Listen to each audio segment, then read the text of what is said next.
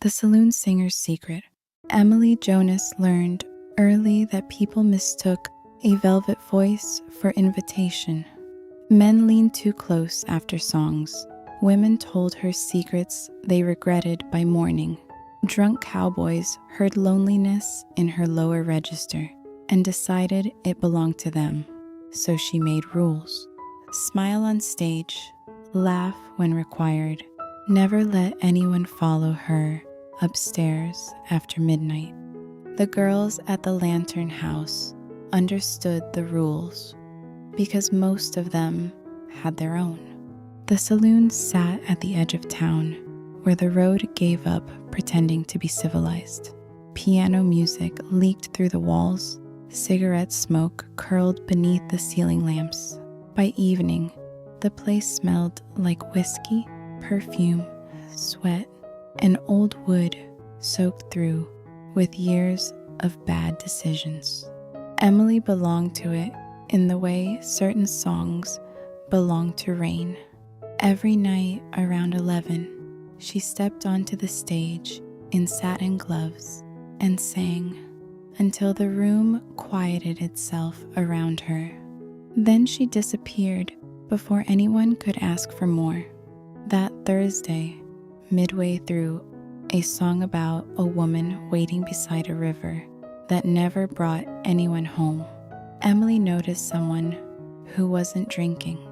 Not unusual by itself, but the woman sat near the back with a coffee cup between both hands, listening like the song mattered more than being seen listening to it. Dark coat still buttoned, dust on her boots, hair pinned up carelessly as though she'd done it while distracted. A doctor, Emily realized.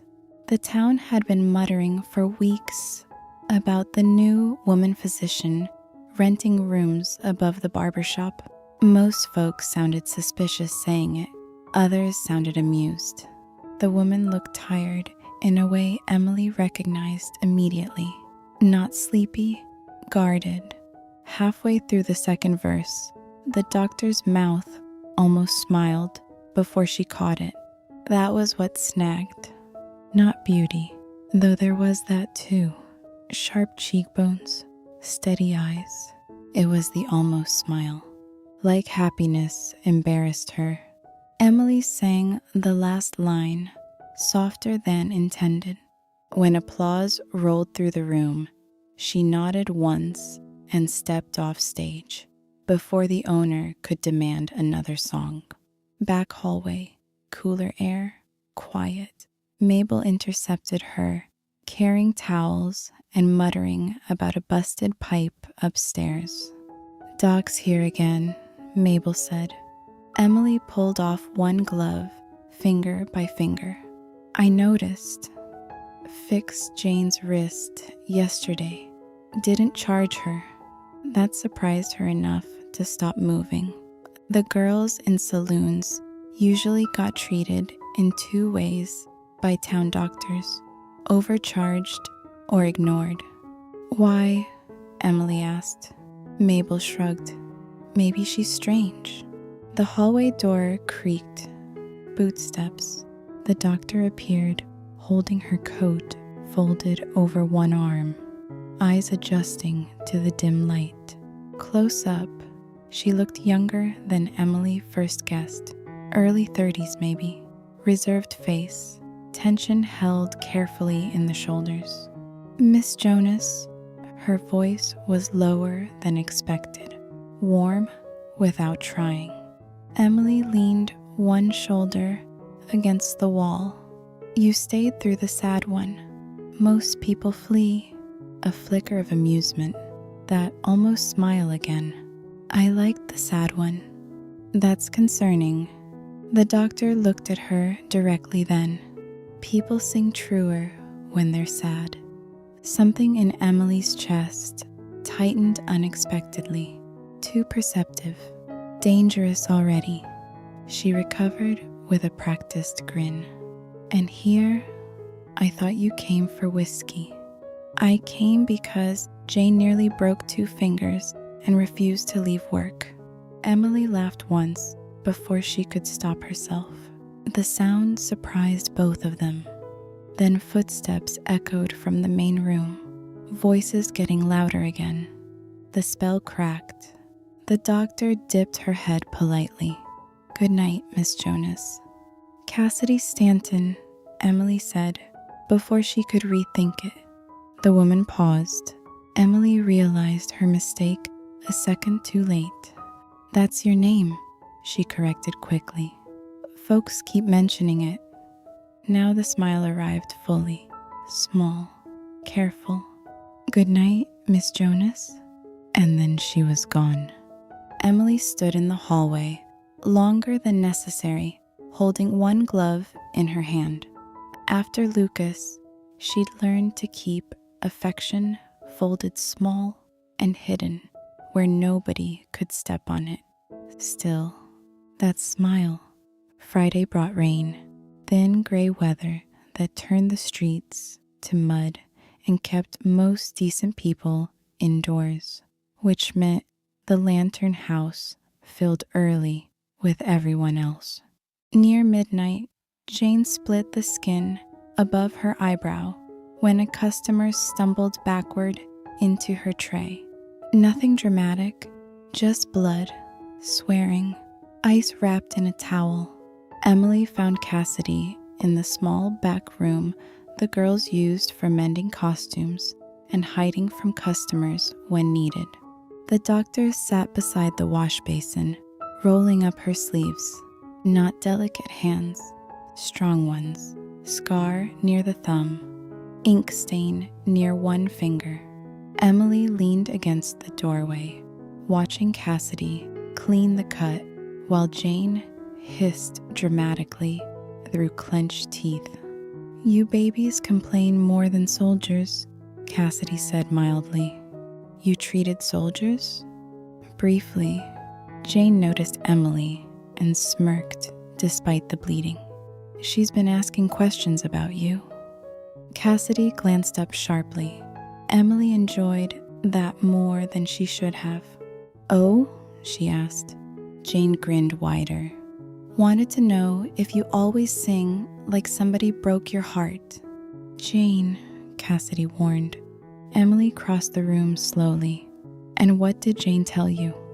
Cassidy tied off the bandage carefully before answering. "That you don't let anyone upstairs after midnight." The room went quiet for one strange second. Rain tapping against the windows. Jane was suddenly fascinated by the towel in her lap. Emily should have deflected. Usually she would. Instead, she asked softly, "People gossiping about me bother you, doctor?" Cassidy stood then, close enough now that Emily caught the scent of coffee and rainwater lingering on her coat. "No," Cassidy said. "People deciding they know you bothers me." The words landed low and warm. Nobody said things like that to women in saloons, not without wanting something after. But Cassidy's face held no calculation, no expectation, only honesty. Jane cleared her throat loudly and announced she was suddenly capable of surviving alone. Emily ignored her. "So what do you do?" she asked Cassidy quietly. "When people decide they know you?" Cassidy held her gaze a beat too long. "I stopped trying to convince them otherwise." Something about that answer stayed with Emily long after Cassidy left. By 2 a.m, she was upstairs in her small room above the saloon, removing hairpins one at a time and thinking about ink-stained fingers, thinking about the way Cassidy listened when people spoke, like she believed them. Worse than attraction, probably, want. The realization arrived clean and undeniable. Emily wanted to hear that low voice say her name again. 3 days later, Cassidy appeared before the evening crowd settled in.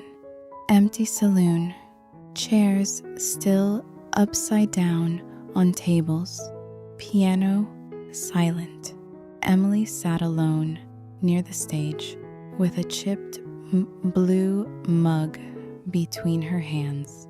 Coffee instead of whiskey. Another rule. Cassidy paused in the doorway, like she'd walked into something private. "Sorry," she said. "I can come back." "No audience yet," Emily replied. "Safer this way." Cassidy's mouth tilted slightly. Emily pointed toward the coffee pot near the bar. "Still warm, if you're brave." Turns out, Cassidy drank coffee black enough to strip paint. That detail pleased Emily absurdly. They sat at a small corner table while rain muttered outside again, not touching. Close enough anyway. Cassidy told her about medical school in Chicago, about professors who spoke only to the men during lectures, even when she answered questions correctly first. Emily told her about learning songs from her mother traveling between mining towns. Not the whole truth, never the whole truth, still more than she usually offered. At one point, Cassidy reached for the sugar bowl at the exact moment Emily did. Knuckles brushed lightly. Both stopped. Tiny contact, barely anything. Emily became aware of her own breathing immediately after. Cassidy withdrew first, slow enough to feel deliberate. "You sing differently when the room empties," Cassidy said quietly. Emily stared into her cup. Less armor required. The confession slipped out before she meant it to. Silence followed. Gentle one. Cassidy didn't rush to fill it. Finally, she asked, "Does it get tiring?" Emily looked up. Cassidy watched her carefully now. Not curious, concerned. That was worse. "Sometimes," Emily admitted. Outside, wagon wheels splashed through mud. Somewhere upstairs, a girl laughed loudly at something probably unfunny. Cassidy wrapped both hands around her mug. "You don't have to perform every second." The tenderness in the sentence frightened her a little. Emily stood too quickly. "Need to get ready." Cassidy nodded immediately, no offense visible. That somehow made it harder. Before leaving, Emily rested one hand briefly against the back of Cassidy's chair. Small gesture, barely there, still. She thought about it through every song that night. The problem with wanting someone gentle is eventually they notice where you're bruised. Emily began avoiding the back rooms when Cassidy visited, first subtly, choosing longer breaks upstairs, leaving quickly after songs, keeping conversations bright and shallow. Cassidy noticed anyway. Of course she did. One evening, Emily finished her set to find a fresh cup of coffee waiting beside the piano. Black, 1 sugar, exactly right, no note. She looked around instinctively until she spotted Cassidy near the doorway, speaking quietly with Mabel. Warmth spread through her before panic followed immediately after. Too close now, too easy. Emily carried the coffee upstairs untouched. The next week got worse. Cassidy still came regularly to treat the girls. Bruises, fevers, split knuckles, quiet griefs. Emily became an expert at slipping away before they could end up alone.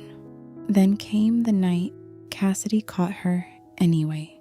Storage room behind the kitchen. Shelves crowded with canned peaches and flour sacks. Emily had ducked inside for quiet between sets. Cassidy entered moments later carrying fresh linens. Both froze. Neither spoke immediately. A single lantern burned near the door, throwing soft gold across Cassidy's face. "You've been avoiding me," Cassidy said at last. Direct, no accusation underneath it, just truth. Emily folded her arms tightly. "Busy?" "No." That startled her. Cassidy set the linens down carefully. "I know what busy looks like. This isn't it." Too close already. Emily could feel herself backing toward the wall emotionally, even while standing still. "You come in here," Emily said lightly, "to interrogate saloon singers?" "I came for towels." The answer almost made her smile. Almost. Cassidy stepped nearer slowly, careful enough to stop Emily from bolting. Did I do something wrong? There it was, visible hurt tucked quietly beneath the question. Emily looked away first. That felt important somehow. "No." "Then why do you leave every room I enter?" "Because you look at me like I'm worth something. Because I started waiting for your footsteps.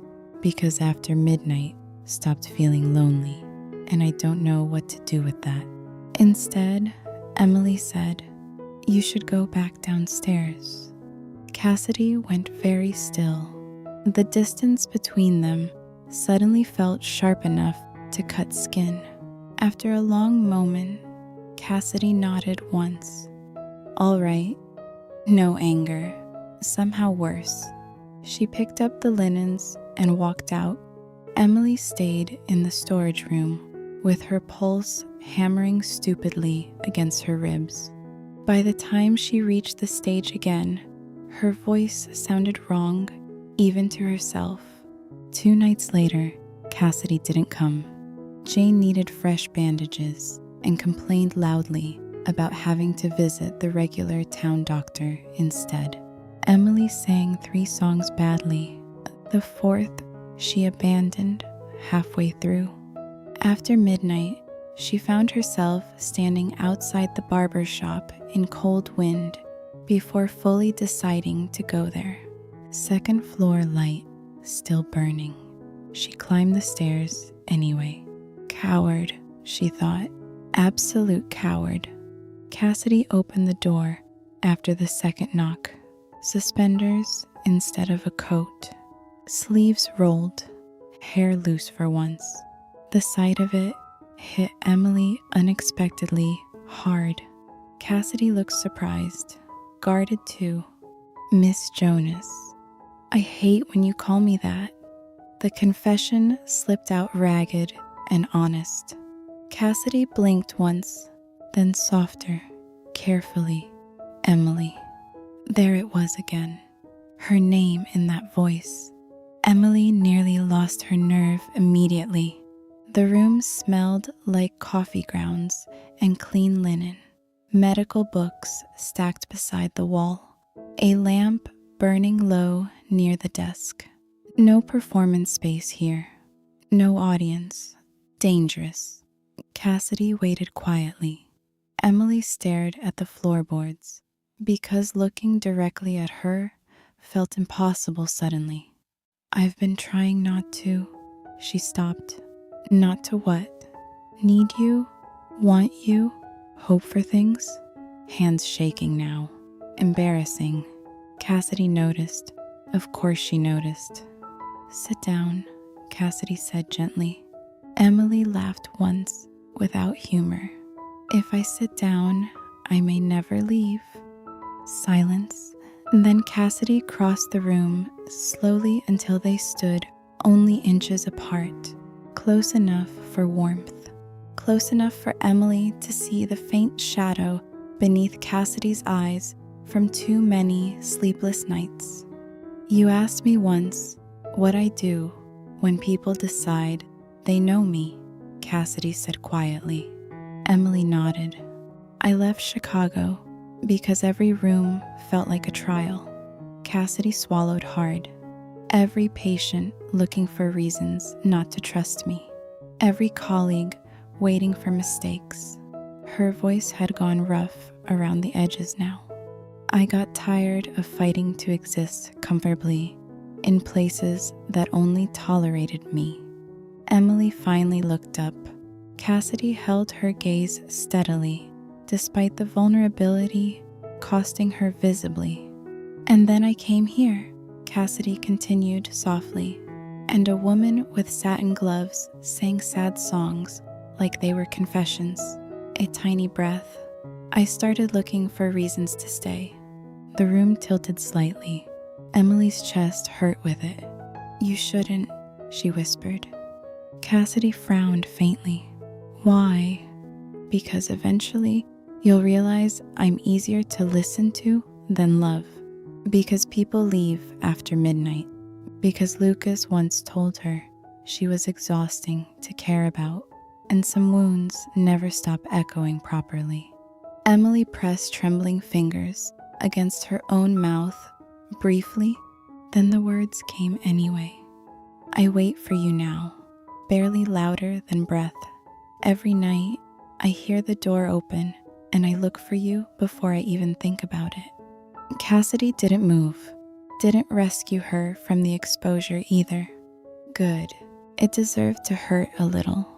Emily laughed shakily. There, humiliating. No. Cassidy's voice had gone quiet.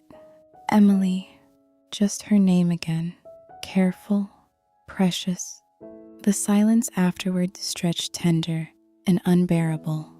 Then Cassidy admitted, I stopped coming because seeing you pull away felt worse than staying lonely. That landed directly under Emily's ribs. No performance left now. No hiding either. Slowly, carefully, Emily reached out and touched the sleeve rolled against Cassidy's forearm. Deliberate this time. Warm skin beneath cotton. Cassidy inhaled sharply. I don't know how to do this right, Emily confessed. Neither do I. Truth, plain and terrified. Emily smiled then, small and real, for maybe the first time in months. Cassidy looked startled by it. That decided everything. Emily stepped closer until their bodies nearly touched. Stay anyway, she whispered.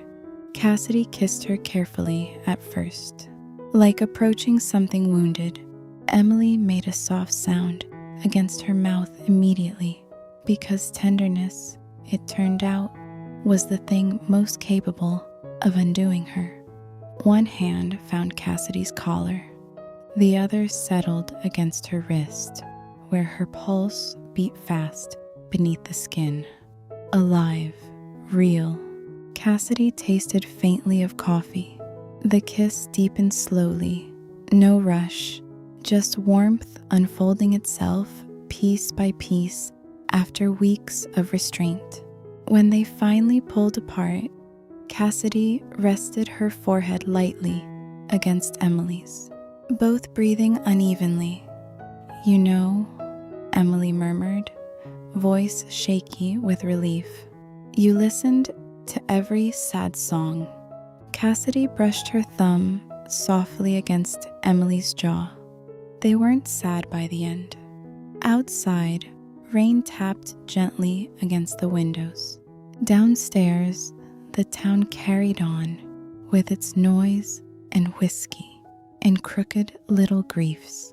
But here, in the small apartment above the barber shop, Emily stood in stocking feet with one hand tangled in Cassidy Stanton's sleeve, while the woman looked at her like staying was the easiest decision she'd ever made.